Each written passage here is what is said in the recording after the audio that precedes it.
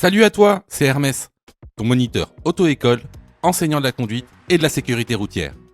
Aujourd'hui, je te propose un examen complet du code de la route, commenté et corrigé. Allez, on perd pas de temps, on commence tout de suite. Question numéro 1. Après avoir marqué l'arrêt au stop, ce véhicule devra céder le passage au véhicule. Réponse A, venant de droite seulement. Réponse B, venant de gauche seulement. Réponse C, venant de droite et de gauche.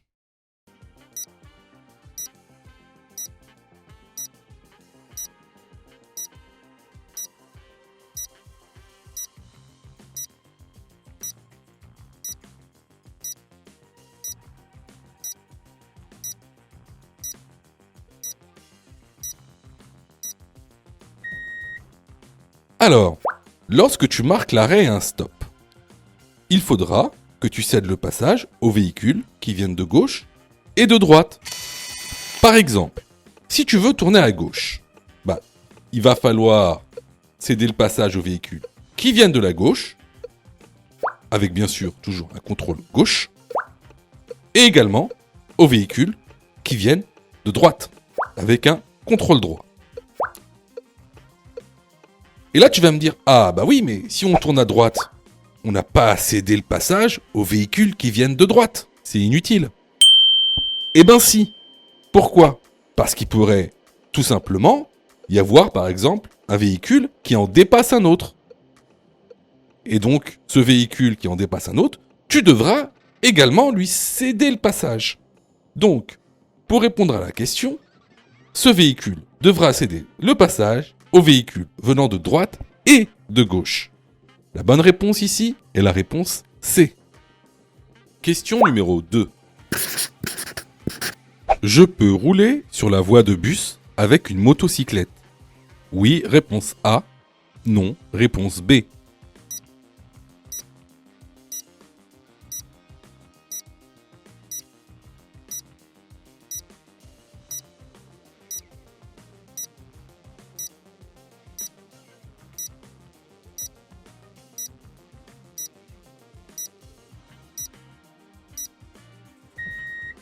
Alors, ici, la voie de bus, tu vois bien qu'elle est autorisée aux bus et aux cyclistes. Elle est strictement interdite aux deux roues motorisées, que vous soyez un cyclomoteur ou une motocyclette. La bonne réponse ici est la réponse B. Question numéro 3.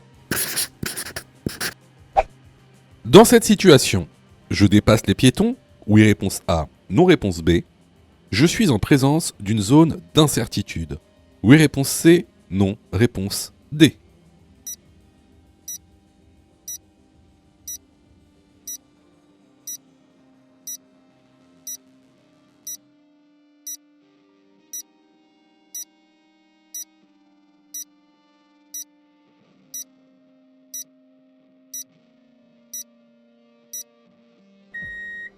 Alors, ici vous voyez que la rue est étroite et qu'on est en agglomération.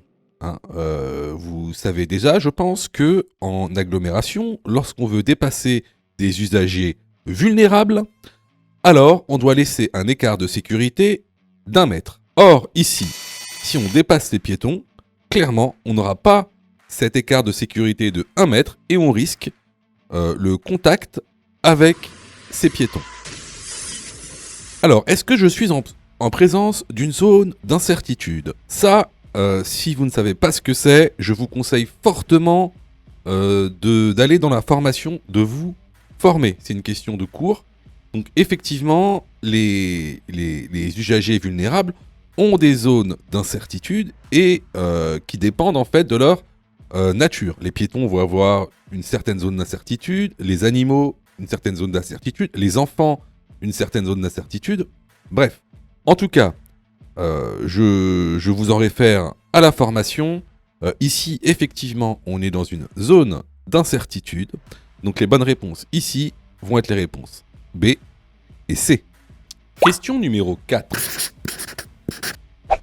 Sur cette route, je peux circuler à. Réponse A, 50 km/h. Réponse B, 70 km/h. Réponse C, 80 km/h.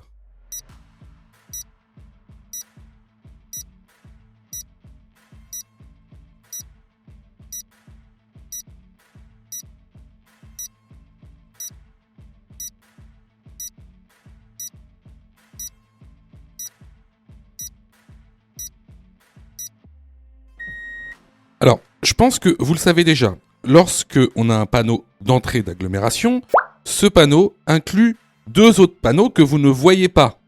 D'accord? Mais c'est inclus dedans. Donc, un panneau d'entrée d'agglomération signifie également que le klaxon est interdit sauf danger imminent et que la vitesse maximale autorisée est de 50 km/h.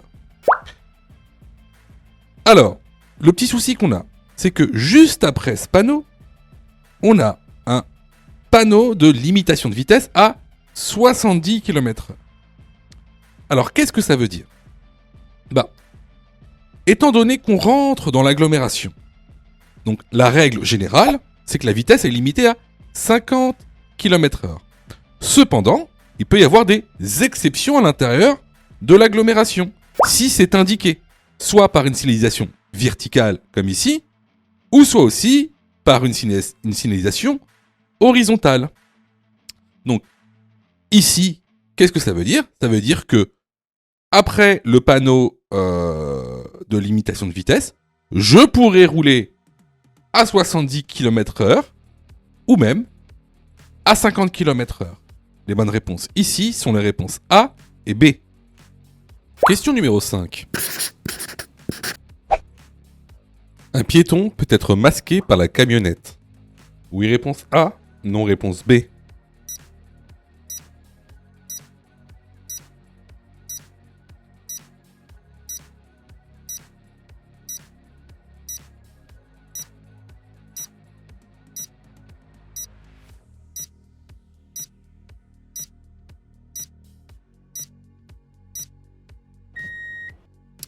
Alors là, c'est des choses qui arrivent souvent. Pour information, la camionnette est très mal garée, hein, c'est un stationnement dangereux. Pourquoi est-ce que c'est un stationnement dangereux? Tout simplement parce que elle obstrue le champ de vision du conducteur. Donc derrière cette camionnette peut se trouver des piétons, des enfants avec des zones d'incertitude élevées. Donc effectivement, ici, la camionnette peut masquer un piéton. La bonne réponse est la réponse A. Question numéro 6. Le délit de fuite est le fait de ne pas s'arrêter lors d'un contrôle de police. Oui, réponse A. Non, réponse B.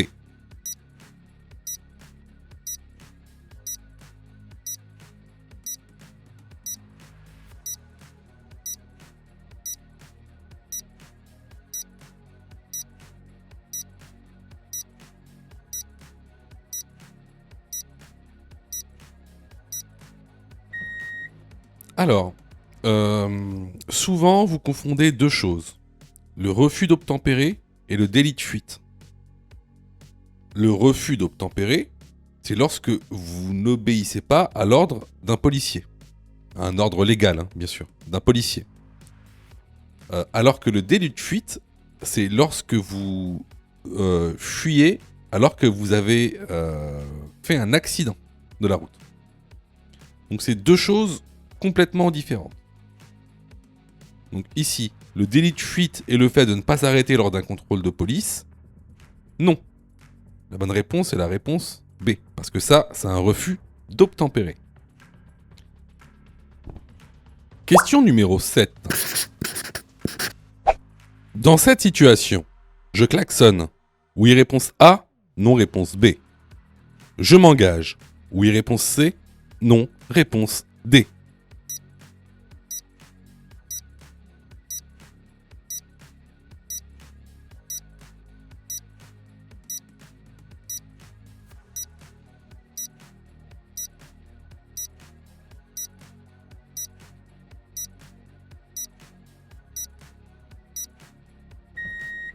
Alors là, on est dans une situation, on est sur une rue à double sens. Donc on voit une voiture blanche en feu de détresse et derrière une Twingo qui la dépasse. Alors je sais, vous allez me dire, mais la Twingo n'a pas le droit de dépasser la voiture blanche en détresse parce que c'est une rue à double sens et que moi je suis dans l'autre sens et que c'est une situation dangereuse. Oui, c'est vrai, mais c'est des situations qui se passent en situation réelle. Alors ici, qu'est-ce qu'on fait dans cette situation ? Surtout, on ne klaxonne pas. Pourquoi ? Parce qu'on est en agglomération et qu'il est interdit de klaxonner en agglomération, sauf danger imminent. Sauf danger imminent. Et ici, c'est pas un danger imminent, parce qu'on peut tout simplement s'arrêter, laisser passer la voiture qui dépasse, et ensuite reprendre son chemin. Donc ici, bien sûr, je ne m'engage pas, je laisse la voiture dépasser la voiture en feu de détresse, et ensuite, je continuerai mon chemin. Donc, les bonnes réponses ici sont les réponses B et D.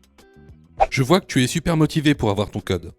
Alors, soutiens la chaîne en t'abonnant et surtout en activant les notifications afin d'être prévenu des dernières vidéos mises en ligne. Question numéro 8. La distance de freinage est plus longue par temps de pluie. Oui, réponse A, non, réponse B.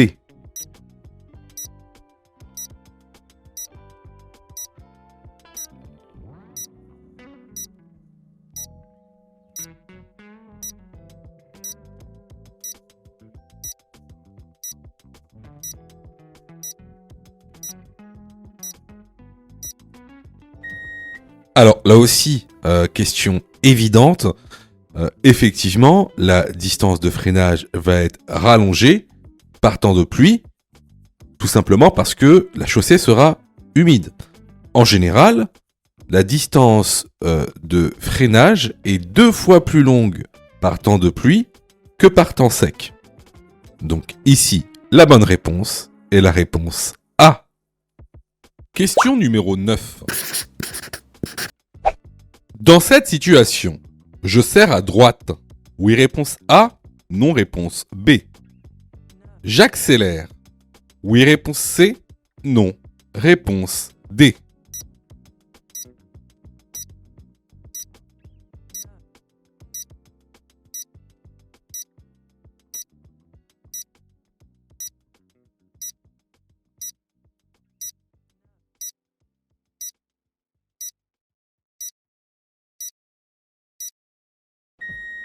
Alors, regarde le rétroviseur gauche. On a un véhicule qui est en train de nous doubler. Alors, quelles sont les bonnes manières à adopter quand on te double et pourquoi ? Alors, quand on te double, il faudra tout d'abord serrer à droite au maximum. Et ce pour 2 raisons. La première raison, c'est de pouvoir laisser un espace agréable pour que le véhicule puisse te doubler. Également, regarde ici. Là, c'est le véhicule derrière toi quand t'as pas serré à droite. Regarde le champ de vision en vert.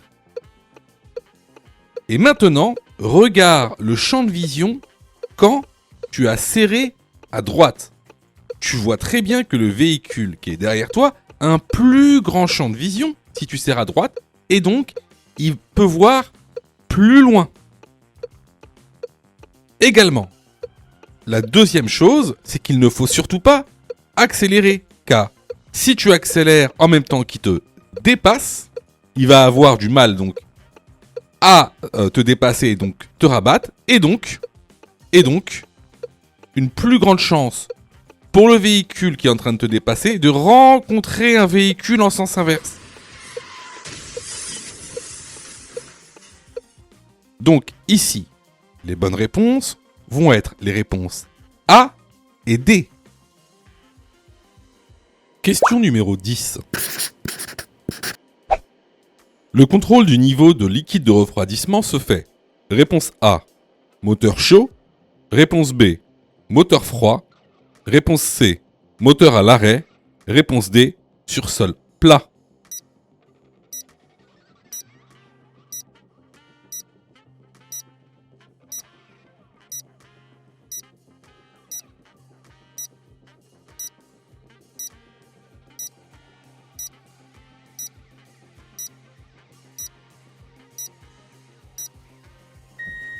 Alors, le contrôle du niveau du liquide de refroidissement va toujours se faire moteur froid, moteur à l'arrêt et sur sol plat.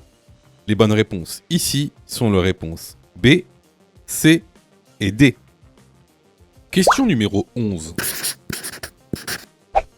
Utiliser son téléphone au volant est réponse A, autorisé, réponse B, interdit.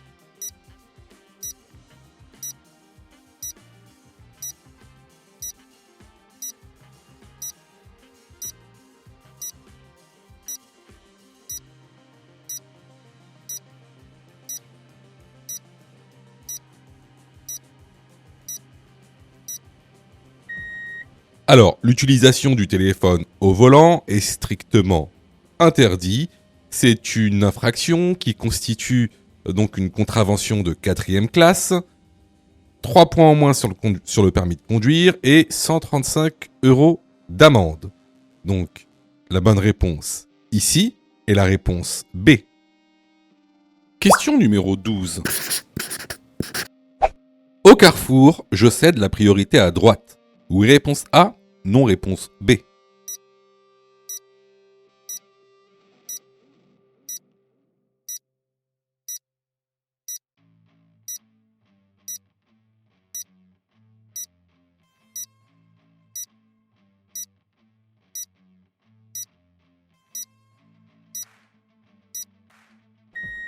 Là, on arrive dans un carrefour à sens giratoire. Donc, je cède la priorité à gauche. La bonne réponse ici est la réponse B. Question numéro 13. La ceinture de sécurité n'est pas obligatoire pour les passagers situés à l'arrière du véhicule. Oui, réponse A. Non, réponse B.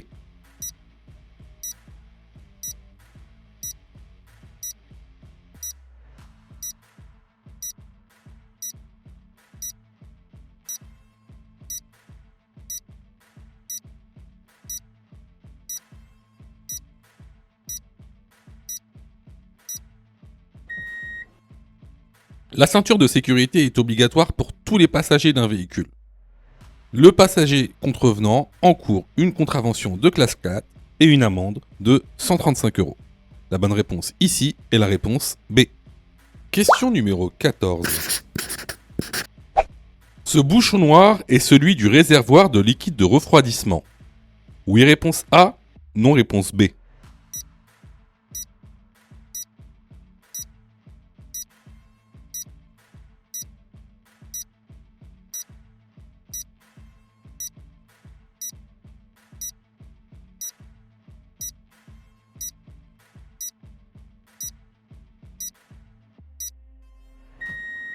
Alors effectivement, ce bouchon noir, caractéristique avec ce triangle et son niveau de température, est bien celui du réservoir de liquide de refroidissement. La bonne réponse ici est la réponse A. Question numéro 15.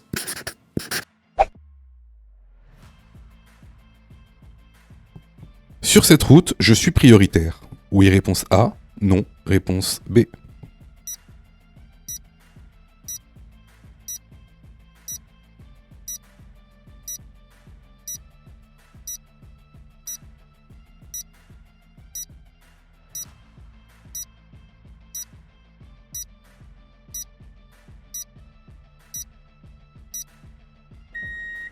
Alors, bon, c'est une question assez facile.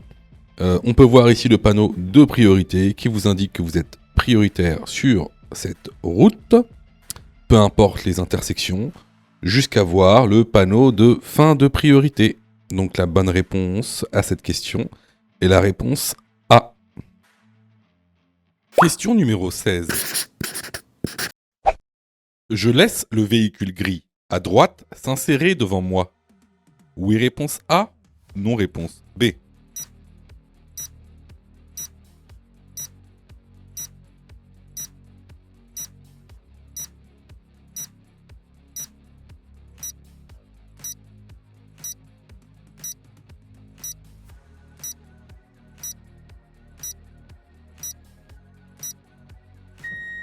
Alors ici, comme vous le voyez, regardez, devant nous, on a un véhicule noir sur notre voie.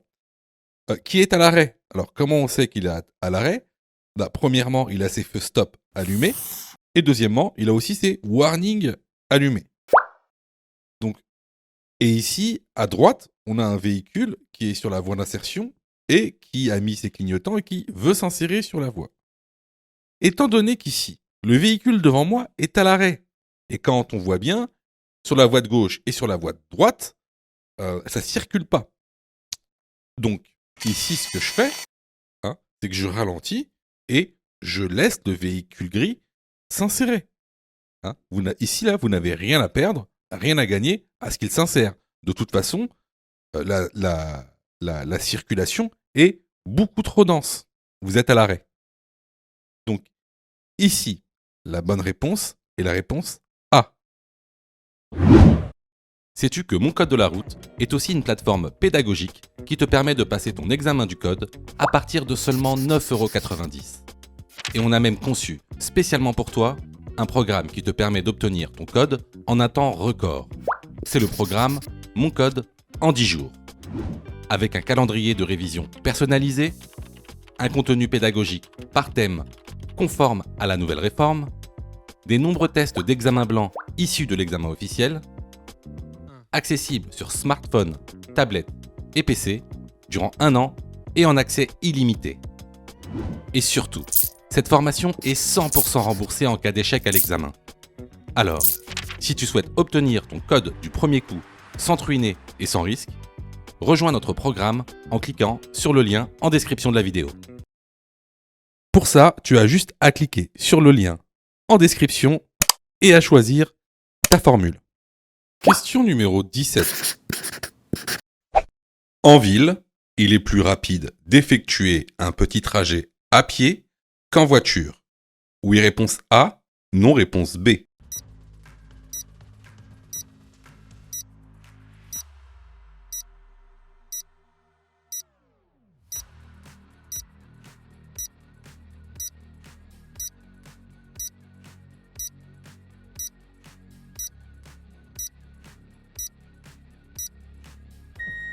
Alors, ça peut paraître étrange, mais effectivement, en ville, il sera beaucoup plus rapide d'effectuer un petit trajet en marchant ou en vélo plutôt qu'en utilisant votre voiture. Donc la bonne réponse ici est la réponse A. Question numéro 18. Dans cette situation, j'ai la priorité sur le véhicule blanc à ma droite. Oui, réponse A, non, réponse B.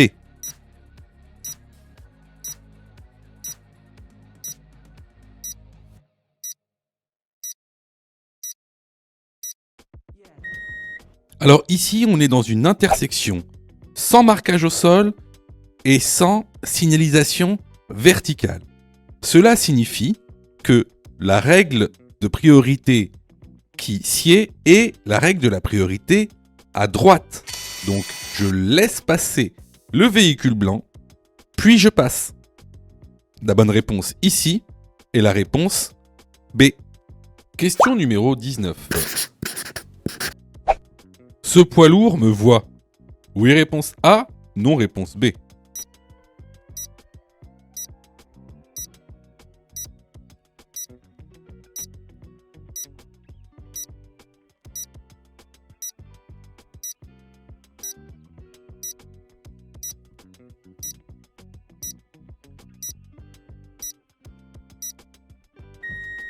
Alors, à cette distance, le poids lourd ne te voit pas du tout. Tu es là exactement dans un de ces angles morts, comme le montre la petite image que tu vois.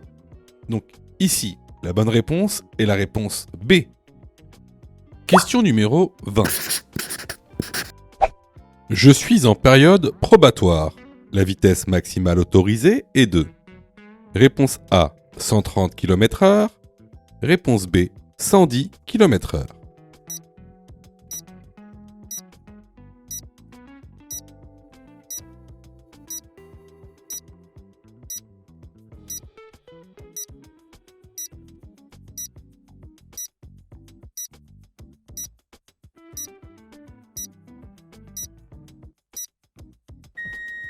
Alors ici, comme les panneaux le montrent, on est sur autoroute. Donc là également, je vous montre le document que vous retrouverez dans l'information qui indique les vitesses maximales autorisées selon les types de route. Comme tu le vois, la vitesse maximale autorisée en période probatoire sur autoroute est de 110 km/h. La bonne réponse ici est la réponse B. Question numéro 21. Pendant le temps de réaction, réponse A, je perçois, analyse, décide, agis. Réponse B, j'agis, analyse, décide, perçois. Réponse C, je décide, perçois, analyse, agis.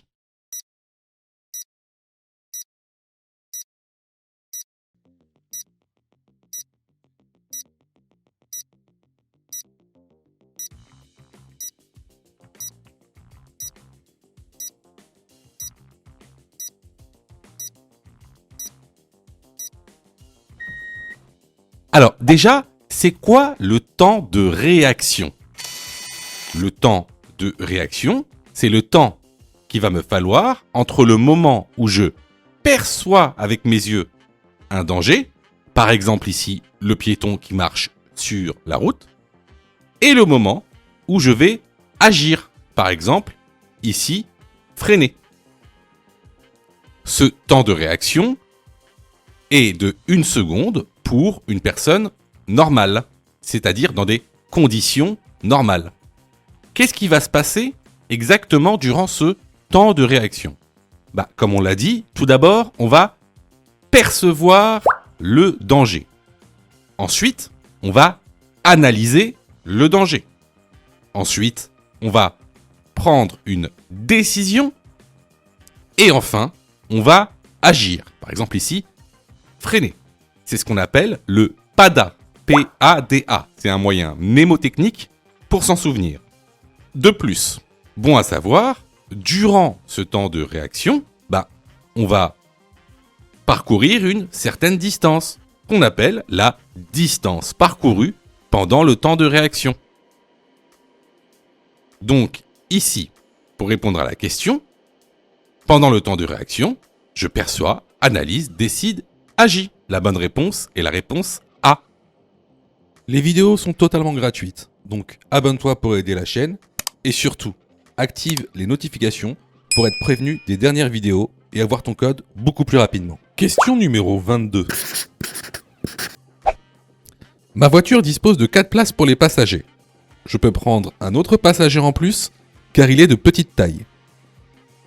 Oui, réponse A. Non, réponse B.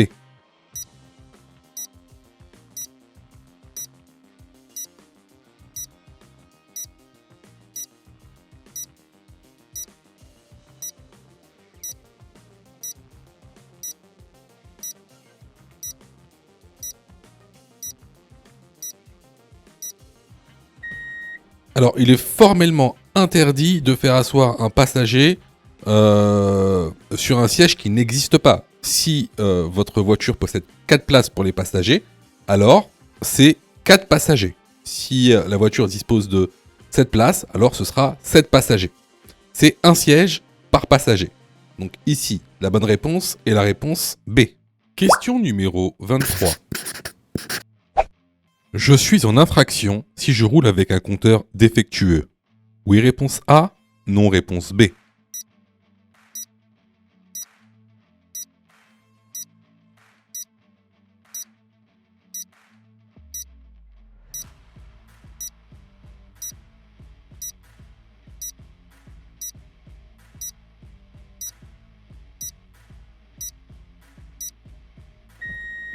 Alors là, la réponse est très simple. Question de cours. Effectivement, si vous roulez avec un compteur défectueux, on peut vous verbaliser. Vous êtes en infraction. La bonne réponse est la réponse A. Question numéro 24. La voie de droite est réservée aux poids lourds. Oui, réponse A. Non, réponse B.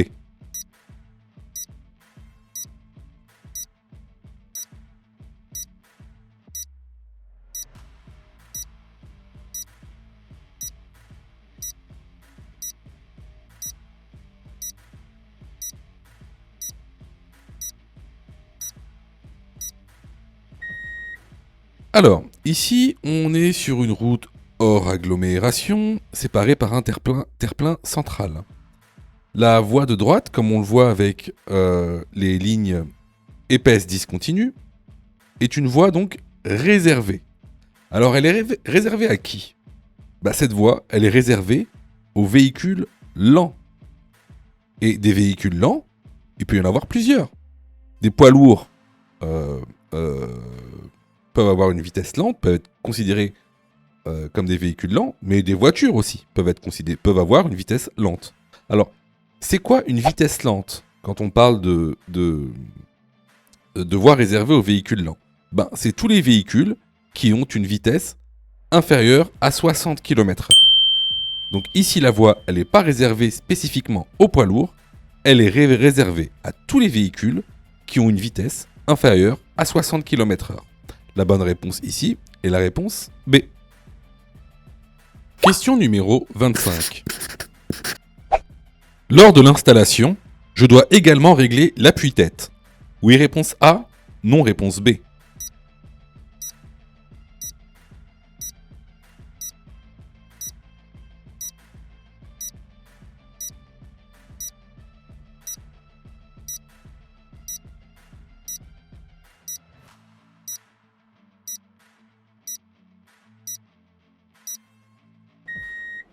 Alors effectivement, lors de l'installation dans le véhicule, on parle souvent du réglage du siège, du volant, des rétroviseurs, mais on oublie souvent l'appui-tête, qui n'est pas un accessoire de confort, mais un accessoire de sécurité.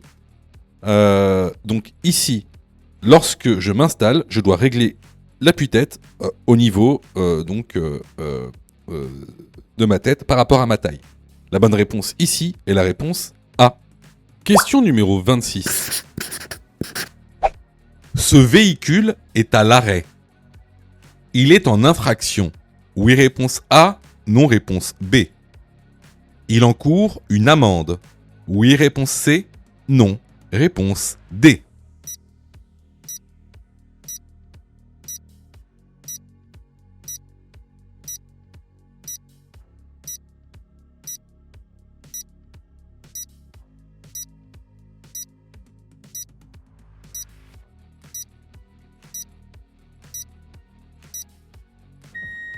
Alors, ici, comme tu le vois bien, ce véhicule, il s'est arrêté à un emplacement qui empêche le dégagement des autres automobilistes.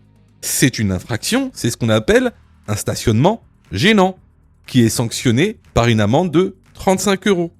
De plus, si vous ne retirez pas votre voiture à temps, vous risquez une immobilisation, donc une mise en fourrière. Les bonnes réponses ici sont les réponses A et C. Question numéro 27. La limitation de vitesse prend effet. Réponse A, à 150 mètres. Réponse B, à 50 mètres. Le passage piéton se trouve. Réponse C, à 150 mètres. Réponse D, à 50 mètres.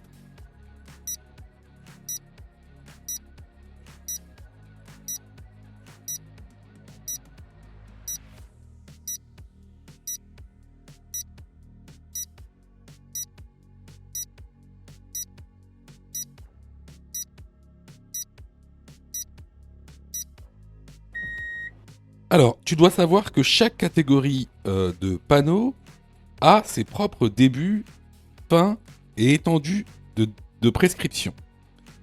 Par exemple, les panneaux d'interdiction prennent effet à l'implantation du panneau et prennent fin à la prochaine intersection. Les panneaux de danger, quant à eux, sont ponctuels. Donc ils annoncent un danger à 150 mètres hors agglomération et à 50 mètres en agglomération. Donc ici, la limitation de vitesse ne prend effet ni à 150 mètres ni à 50 mètres. Elle prend effet à l'implantation du panneau. Quant au passage piéton, vu qu'on est en hors agglomération, il se trouvera à 150 mètres.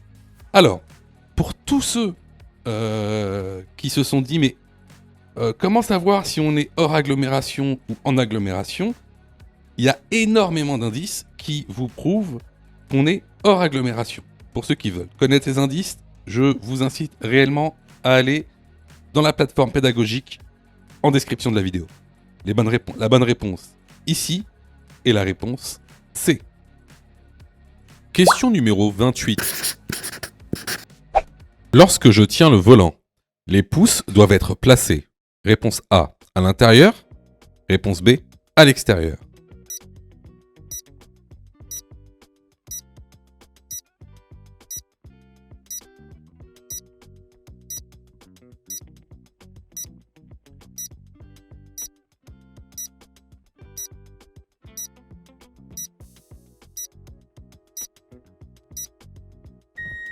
Alors, il faut que tu saches que lorsque tu tiens ton volant, donc toujours à 10h10, les pouces doivent être vers l'extérieur.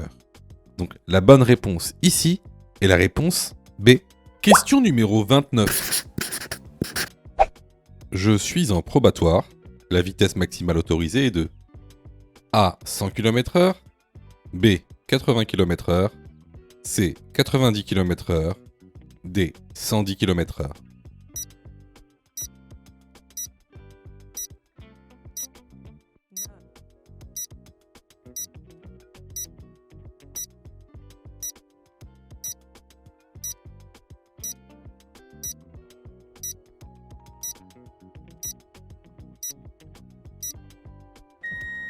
Ici, je suis sur une route à chaussée séparée. La vitesse maximale autorisée lorsqu'on est en probatoire est de 100 km/h. La bonne réponse est la réponse A. Prends quelques secondes pour t'abonner et activer toutes les notifications. Comme ça, tu seras averti des dernières vidéos mises en ligne. Si tu aimes le contenu, alors prends quelques secondes pour liker la vidéo. C'est très important. Cela nous permet d'être mieux référencés et donc de te présenter encore plus de vidéos pour que tu puisses obtenir ton code le plus rapidement possible. Question numéro 30. Je ne me suis pas arrêté lors d'un contrôle de police. Cette infraction constitue réponse A, un refus d'obtempérer. Réponse B, un délit de fuite.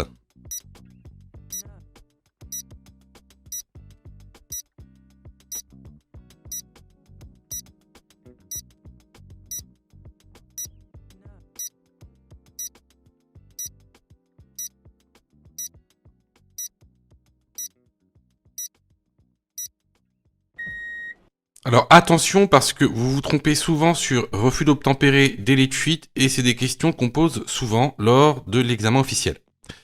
Un refus d'obtempérer, c'est quoi ? Un refus d'obtempérer, c'est lorsque tu refuses le contrôle de police, c'est-à-dire que tu t'arrêtes pas à un contrôle de police. Plus largement, en fait, c'est quand tu n'obéis pas à un ordre légal face à un agent de l'ordre public. Un délit de fuite, c'est vraiment autre chose. Un délit de fuite, c'est lorsque tu fais un accident et que tu ne t'arrêtes pas, soit pour constater l'accident, soit pour aider une victime dans le cas d'un accident avec dommages corporels. Donc c'est deux choses différentes, d'accord ? Donc ici, donc ne pas s'arrêter lors d'un contrôle de police, c'est ce qu'on appelle un refus d'obtempérer. La bonne réponse est la réponse A. Question numéro 31. La chaussée est habituellement en sens unique. Oui, réponse A, non, réponse B.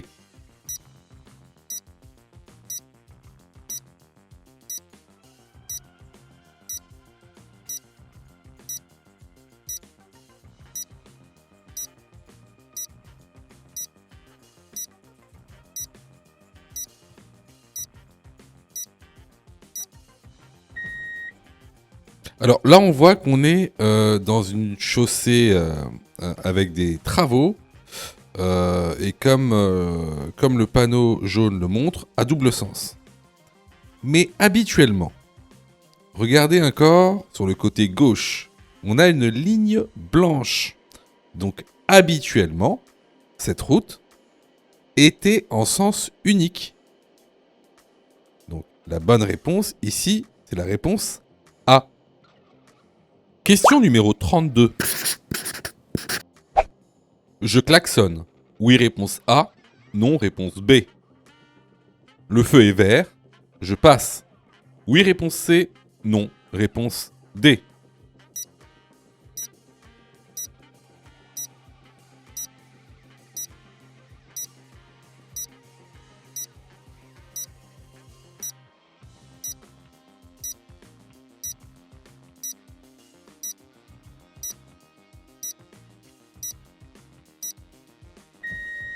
Alors ici, on peut voir deux choses. Déjà, à droite, le feu vert. Ensuite, devant nous, qu'est-ce qu'on a devant nous? On a une voiture qui est à l'arrêt. Pourquoi on sait qu'elle est à l'arrêt? Parce qu'en fait, elle a les feux stop allumés, en rouge. Alors, dans ce cas-là, je rentre dans une intersection qui est bouchée. Donc, je ne klaxonne pas. De toute façon, il est interdit de klaxonner en agglomération, à part danger imminent. Ici, certes, le feu est vert, mais l'intersection est bouchée. Donc, je reste là où je suis. Je ne passe pas. Les bonnes réponses ici sont les réponses B et D. Alors, vous voyez, il y a beaucoup de gens, en fait, je sais, hein, je sais que vous vous êtes trompés. Enfin, beaucoup d'entre vous se sont trompés. Je sais que vous passez beaucoup de temps à réviser votre code. Je le sais. Hein, sûrement que même vous avez une application gratuite. Mais vous savez, les applications gratuites, si c'est gratuit, ne pensez pas que vous allez avoir de la qualité. D'accord? Ne pensez pas ça. Hein, c'est pas pour rien qu'il y a 40% de taux d'échec. Quasiment la moitié des gens qui regardent cette vidéo vont rater leur code. Pas parce qu'ils n'ont pas travaillé, pas parce qu'ils sont nuls, parce que vous avez été mal formés. C'est pour ça que nous, on vous propose donc une plateforme de formation 100% dédiée au code de la route, réalisée par des professionnels, avec une méthodologie adéquate qui vous permettra d'avoir votre code de la route rapidement. En plus de ça, vraiment, ça coûte pas cher. Vous pouvez commencer à vous former pour 9,90 €. Ça, c'est la formule la plus basse. Sinon, vous pouvez même choisir la formule Mon code en 10 jours. Et avec cette formule, vous êtes 100% remboursé si vous ratez votre code. Simplement en envoyant la preuve de votre échec. Donc voilà, moi un petit conseil que je vous donne, surtout si vous êtes trompé à cette question, allez dans la plateforme, formez-vous correctement. Vous allez voir, ça va bien se passer. Pour ça, tu as juste à cliquer sur le lien en description et à choisir ta formule. Question numéro 33. Après avoir protégé la zone accidentée, je dois en premier lieu, réponse A, appeler les secours, réponse B, secourir la victime, réponse C, faire un prédiagnostic.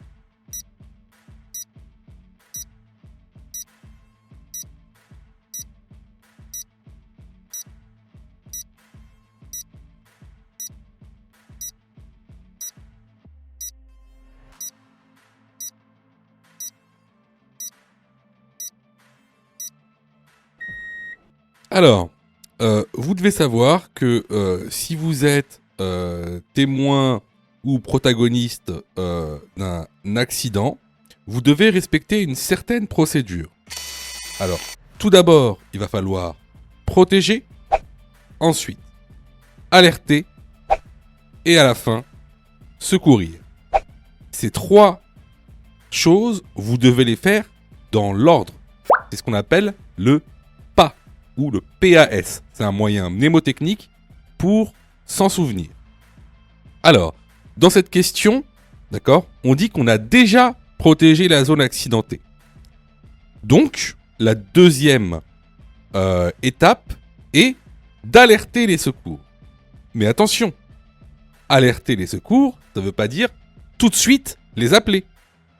Alerter les secours, dans un premier temps, ce sera tout d'abord de réaliser un prédiagnostic. Alors, c'est quoi faire un prédiagnostic? Il y a deux choses à réaliser lorsqu'on fait un prédiagnostic. Tout d'abord, c'est d'avoir l'adresse exacte de l'accident. Si vous êtes en agglomération, le nom de la rue et le numéro de la rue. Si vous êtes sur route ou autoroute, vous pouvez tout simplement indiquer ce qu'il y a écrit sur soit la borne d'autoroute ou la borne de route, c'est-à-dire le numéro de l'autoroute et le point kilométrique, mais également le sens de circulation de l'autoroute. Par exemple, si vous êtes sur la A13, vers Versailles, bien indiqué que vous êtes sur la A13 en direction de Versailles. Donc ça, c'est la première étape du pré-diagnostic. La deuxième étape, ce sera un état des lieux corporel de la victime. Qu'est-ce que ça veut dire ? Tout d'abord, son état de conscience. Est-ce qu'elle est consciente ou non ? Sa respiration. Est-ce qu'elle respire ou non ? Est-ce qu'elle a un membre qui est visuellement cassé ou non ? Si vous voyez une hémorragie externe ou non. Donc, voilà pour le pré-diagnostic, c'est-à-dire la chose à faire avant d'appeler les secours. Donc ici, la bonne réponse est la réponse C. Alors, attention, tout ce qui est dit sur cette chaîne concernant les secours, les premiers secours à la personne ne sont valables que pour l'examen du code de la route. C'est de la théorie pure. Pourquoi je vous dis ça ? Parce qu'en fait, dans la réalité, il y a plein de cas particuliers. Donc, si vous voulez savoir comment réellement secourir une personne, il faut passer votre brevet de secourisme. D'accord ? Donc, ce qui est dit ici n'est valable que pour passer l'examen du code de la route, car c'est de la théorie. On ne fait que balayer les grandes lignes. Question numéro 34. J'ai commis une infraction dans laquelle j'ai perdu un point. Si je ne commets pas d'autres infractions, je récupère ce point. Réponse A, dans 6 mois. Réponse B, dans 1 an. Après une infraction de classe 4, je récupère mes points si je ne commets pas d'autres infractions. Réponse C, dans 1 an. Réponse C, dans 3 ans.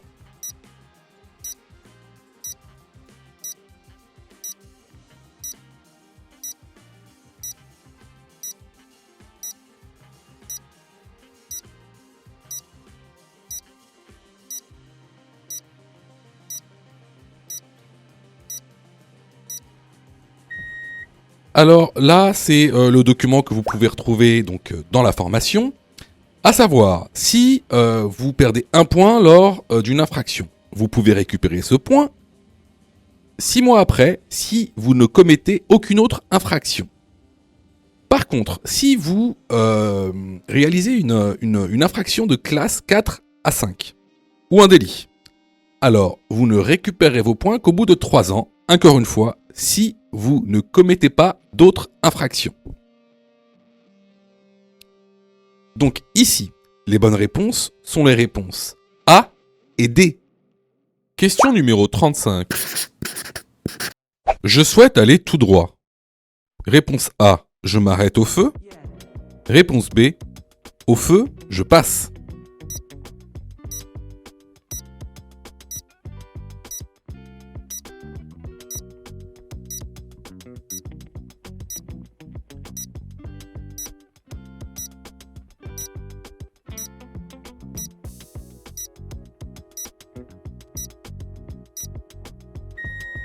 Alors ici, on va s'engager dans une intersection qui est régie par une signalisation lumineuse. Alors qu'est-ce qu'on voit ? On voit que le feu est rouge. Cependant, on peut voir qu'en dessous du feu rouge, il y a une flèche orange qui clignote et la flèche va tout droit.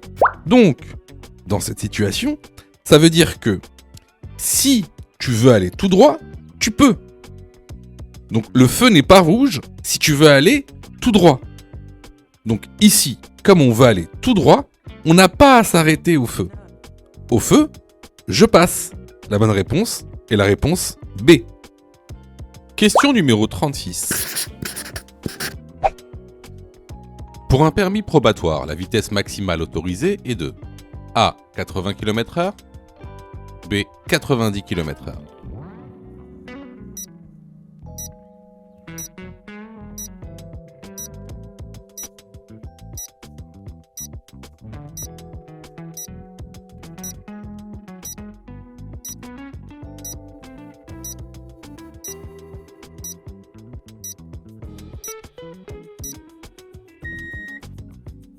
Alors, ici, on est dans une route à double sens avec créneau de dépassement. Donc, lorsqu'on regarde le tableau des vitesses autorisées selon les routes et selon le temps, on voit que ici, un probatoire a une vitesse maximale autorisée de 80 km/h, alors qu'une personne qui n'est pas en probatoire a une vitesse maximale autorisée de 90 km/h. La bonne réponse est la réponse A. Question numéro 37. Je klaxonne le cycliste car il ne va pas assez vite. Oui, réponse A. Non, réponse B.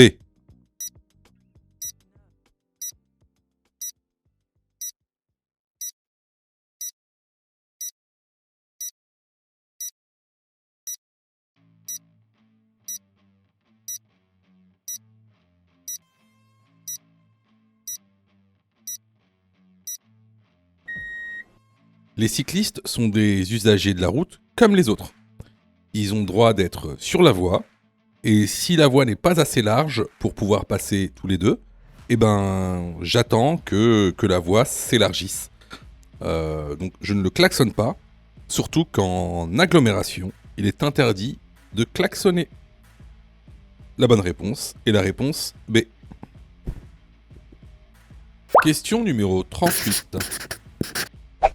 Lorsque je m'installe, je règle dans l'ordre. Réponse A. Siège, rétroviseur, ceinture. Réponse B. Ceinture, rétroviseur, siège.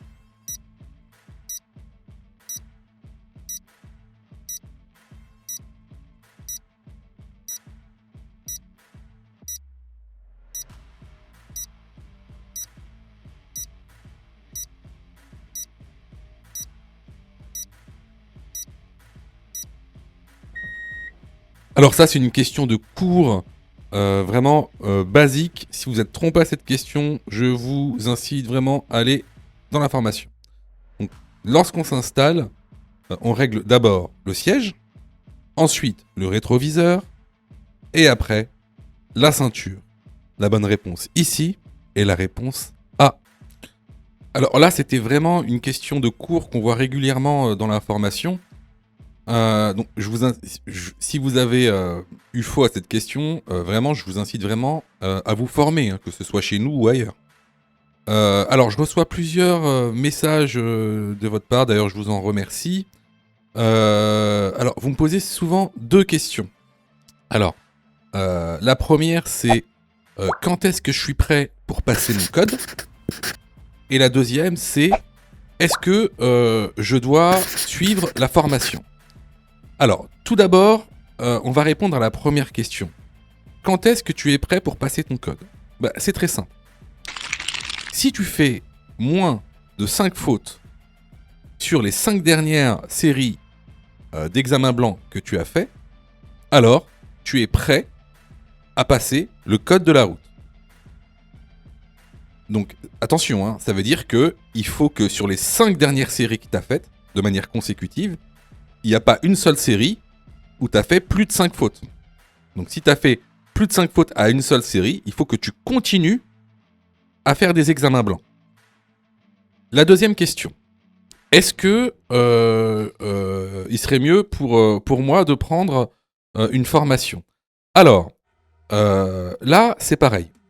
Si tu fais 8 fautes ou plus sur les 5 dernières séries d'examens blancs que tu as faites, alors, il est vivement conseillé de te former. Ça veut tout simplement dire que il te manque certaines notions essentielles. Ça veut pas dire que tu connais pas ton cours, ça veut dire qu'il te manque des notions essentielles pour pouvoir progresser. Et clairement, c'est pas en faisant des examens blancs que tu vas progresser, tu vas même plutôt stagner. Voilà. Donc si tu as fait 8 fautes ou plus sur l'une des 5 dernières séries que tu as faites, je te conseille vivement de te former. Surtout que on a mis en place donc une plateforme pédagogique qui répond vraiment à tous vos besoins. On a fait en sorte que tout le monde puisse se former au code de la route. Vous avez la formule standard, par exemple, qui est à 19,90 € par an. Donc vous payez une fois 19,90 € et vous avez le droit à toute la plateforme pendant 1 an en illimité avec tous les cours, tous les 10 thèmes, plus de 1200 questions issues de l'examen officiel, commentées et corrigées. Vous avez pour ceux par exemple qui veulent passer leur code rapidement, la formule à mon code en 10 jours, pour passer son code en 10 jours, qui est à 39,90 € par an, en illimité. Et en plus, si vous ratez votre code, eh ben vous êtes 100% remboursé, seulement en envoyant votre preuve d'échec. Sinon, pour ceux qui le souhaitent, vous avez la plus petite formule, la formule basique, qui est à 9,90 € par semaine. Celle-ci, c'est une formule qui est hebdomadaire, qui en général est réservée à ceux qui ont déjà passé leur code et qui ont échoué. C'est une sorte de remise à niveau. Donc, vraiment, il y en a pour tous les besoins et il y en a aussi pour tous les prix. Et c'est vraiment pas cher. Ce serait bête de rater son code alors que vous auriez pu vous former pour 9,90 €. Pour ça, tu as juste à cliquer sur le lien en description et à choisir ta formule. Question numéro 39. Il est dangereux de conduire si je prends ce médicament. Oui, réponse A. Non, réponse B.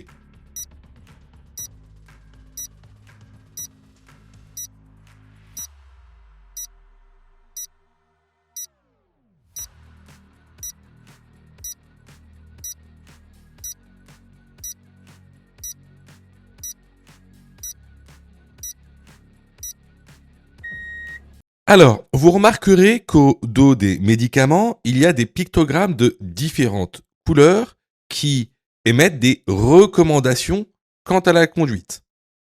Donc, ces pictogrammes sont classés selon des niveaux de dangerosité. Vous avez tout d'abord le pictogramme de niveau 1, qui est jaune, et qui nous indique d'être prudent à la conduite.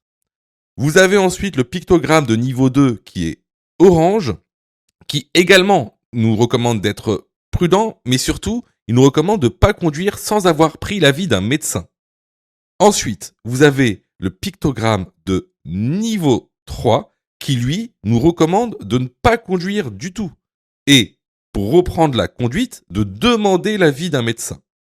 Donc ici, comme on peut le voir sur la photo, on est sur un pictogramme de niveau 3. Donc effectivement, ici, il est dangereux de conduire si je prends ce médicament. La bonne réponse est la réponse A. Question numéro 40. Cette commande permet A. D'ajuster la hauteur des feux, B. D'ajuster la hauteur des roues.